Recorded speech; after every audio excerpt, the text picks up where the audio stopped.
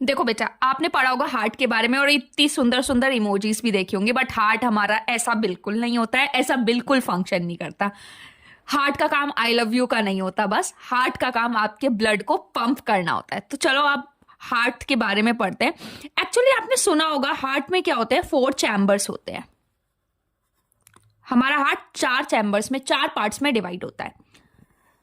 Actually पहले तो आप हार्ट की राइट साइड और लेफ्ट साइड के बारे में पढ़ो। हमारा राइट पार्ट और लेफ्ट पार्ट जो डिवाइड होता है, जिस लेयर से डिवाइड होता है, उसे कहते हैं हम सेप्टम। SEPTUM, septum. अभी तो 2 पार्ट्स ही हुए, 2 चैम्बर्स हुए। एक्चुअली ये फर्दर डिवाइड हो जाता है, राइट पार्ट भी 2 पार्ट्स में और लेफ्ट पार्ट भी 2 पार्ट्स में। राइट पार्ट जब फर्दर डिवाइड होता है तो जिस लेयर से डिवाइड होता है या जिस वॉल्व से डिवाइड होता है उसे हम कहते हैं ट्राइकस्पिड वॉल्व। सिमिलरली आपका जो लेफ्ट पार्ट डिवाइड होता है वो होता है बाइकस्पिड वॉल्व। अब हो गए 4 चैम्बर्स, राइट और लेफ्ट डिवाइड हुआ सेप्टम के थ्रू। राइट पार्ट भी 2 पार्ट्स में डिवाइड, लेफ्ट पार्ट भी 2 पार्ट्स में डिवाइड। अब देखो इसके ऊपर बेटा एक लेयर होती है, एक नहीं, एक से काम नहीं चलाता, ये 2 लेयर अपने पास रख के बैठता है। इसके ऊपर 2 लेयर्स होती है। अंदर वाली लेयर को हम कहते हैं वाइसरल पेरिकार्डियम और बाहर वाली लेयर को हम कहते हैं पेरेटियल पेरिकार्डियम।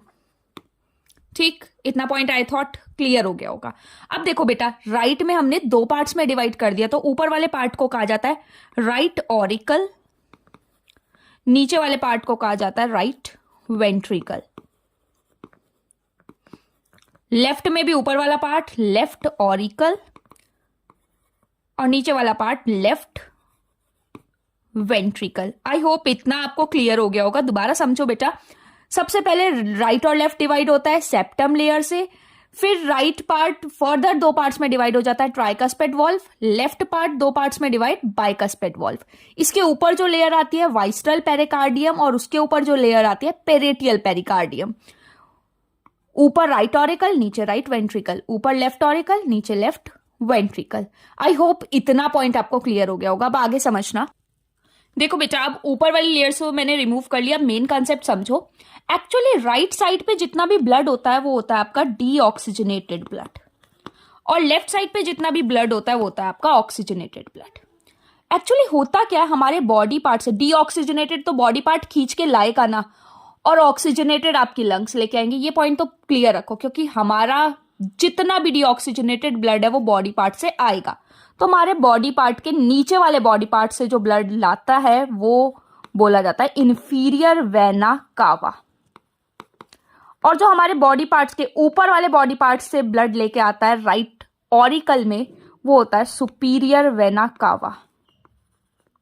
भाई सुपीरियर और इंफीरियर ने अपना काम कर दिया, नीचे वाले बॉडी पार्ट इंफीरियर के थ्रू, ऊपर वाले बॉडी पार्ट सुपीरियर के थ्रू सारा डीऑक्सीजनेटेड ब्लड लाए और राइट ऑरिकल को दे दिया। अब राइट ऑरिकल ट्राइकस्पिड वॉल्व से इसे पास कराएगा, नीचे गिराएगा और कहां पहुंचा देगा, राइट वेंट्रिकल में।